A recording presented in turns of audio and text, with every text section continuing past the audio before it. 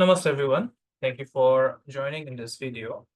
So a year ago, or more than a year ago, maybe, I actually started a series where I had decided to throw some light on the Vishnu avatars of the planets. But then because you know at that point of time the people did not like the idea, and the response was not so great, so that series was discontinued. But then I recently in the month of July, I received a few updates from people who joined as new subscribers saying that they actually liked the series. And I think a few videos, one or two videos of that series are still available in my old playlists, or in the playlists that are there in the channel. But what I've decided, however, is that I'll be covering one avatar, one Vishnu avatar of the Navagraha in one video. And that way we will be covering the nine avatars or the navagrahas in our you know in this series, basically. Okay. And why Vishnu avatars are so important is because the first form of devatas that Parashara describes in the Brihad Parashara Hora Shastra are the incarnations of Vishnu. And an incarnation is the Sanskrit meaning of the word incarnation is avatar. Okay. An avatar is a deity who takes birth, who descends on the earth plane to take birth in a physical body, so that the avatar can interact with the other earthly beings. Okay. And the Vishnu avatars of the Navagrahas, they show the highest sattvic qualities of each planet. Okay. And for Parashara teaches that the planets, the Navagrahas, are represented by the nine planets. Okay. Sun is represented by Rama, Moon is represented by Krishna, Mars is represented by Narsimha, Mercury is represented by Buddha, Jupiter is represented by Vamana, Venus is represented by Parashurama, Saturn is represented by Kurma, Rahu is represented by Varaha or Sukara, and Ketu is represented by Matsya or the Meena avatar. Okay. And as I said, Parashara teaches us that Vishnu incarnates as the planets or the Navagrahas to uphold dharma. Okay. And what are the Navagrahas? They are simply celestial bodies which sustain dharmas through the law of karma. So, say if you have done a bad action in a previous life, you will have a bad placement of particular planet, and that is regarded as a dosha, and you suffer in life because of that dosha. Okay. So these navagrahas, they ensure that we get our good and bad karma. We get the results of our good and bad karma through through the actions that we have done, through the actions of this lifetime, as well as our previous lifetimes as well.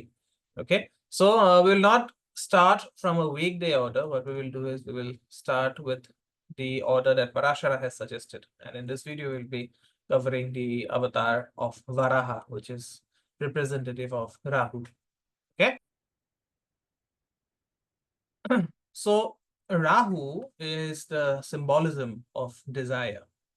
Okay. And it is this seed of desire that started the whole universe. Okay. As well as our individual incarnations on planet Earth. And the avatar of Rahu, the Vishnu avatara that is associated with Rahu, is the Varaha avatar. And if you look at the Puranic story, then the story of the Varaha avatar, it begins with the earth being underwater, right? Vishnu incarnates as a boar to go down into the water and lift the earth out.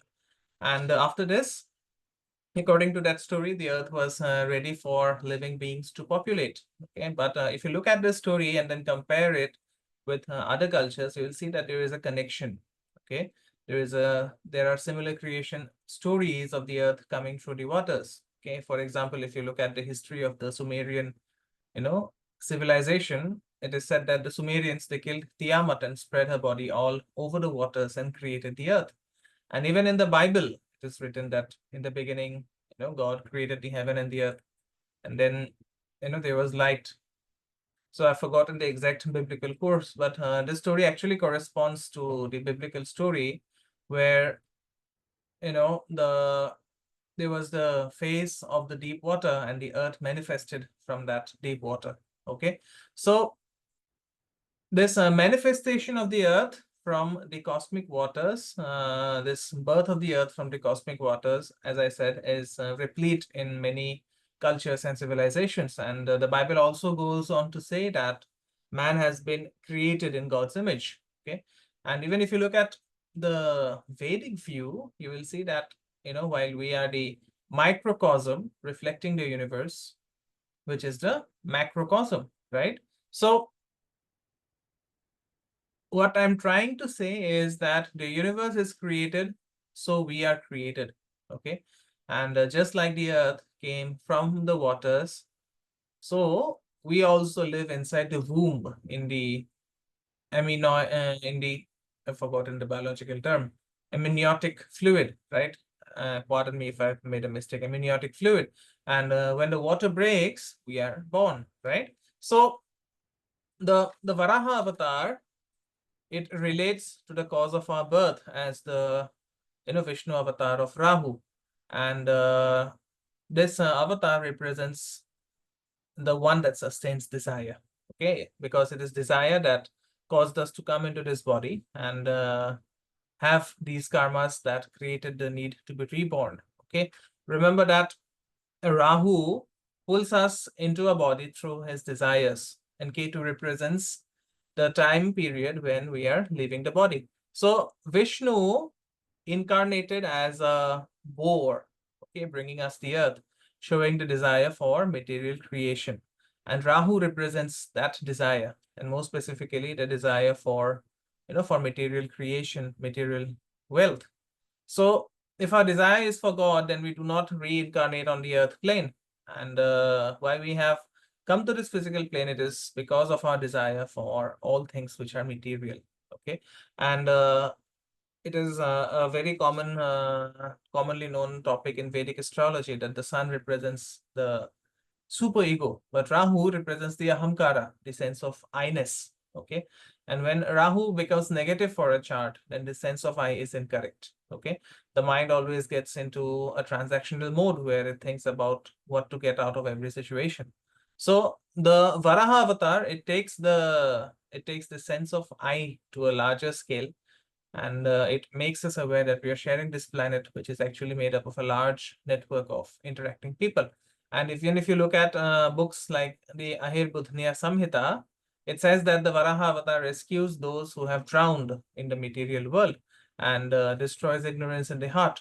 So worship of the Varaha avatar, it is said to remove unhealthy, selfish motivations and also gives proper focus.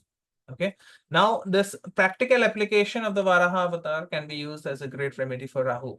Okay. Remember, I told you in the beginning, Vishnu avatars, they show the exalted aspect of the planets, how the planets function when they are operating at the highest level of Sattva. So Varaha saved the earth. So Rahu in the highest form is material desire that is beneficial to the world. Okay. And we have countless examples of this, that includes people with the desire to create a school or a hospital, to create the places or situations where others can go and enjoy the karma they need to experience in life, or the extreme, you've seen, remember that Rahu represents the environment. So you've seen the Chipko movement in India where people just tied themselves to the tree to save them from falling down. So the highest form of Rahu is saving the material world and making the world a more beneficial place for all. Okay.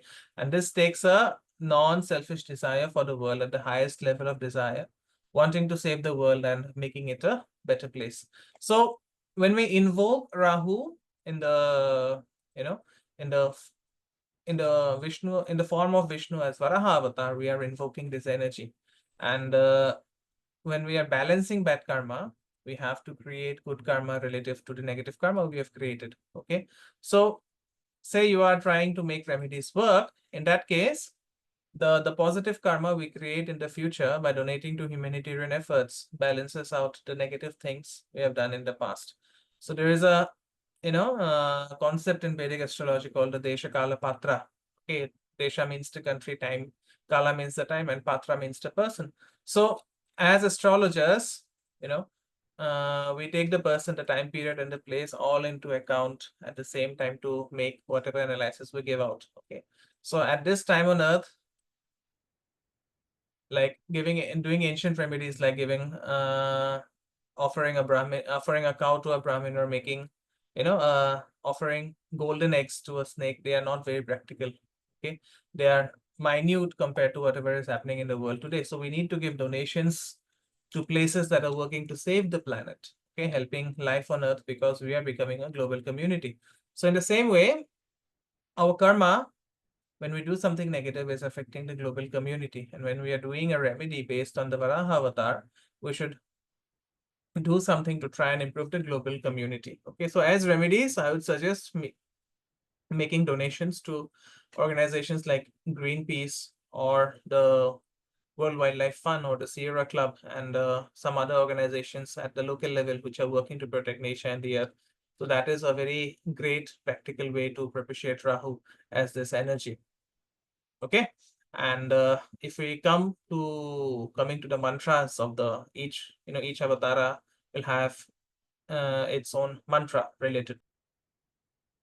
So for this Varaha avatar, the mantra is Aum Bhur Namo Bhagavate Varahaya.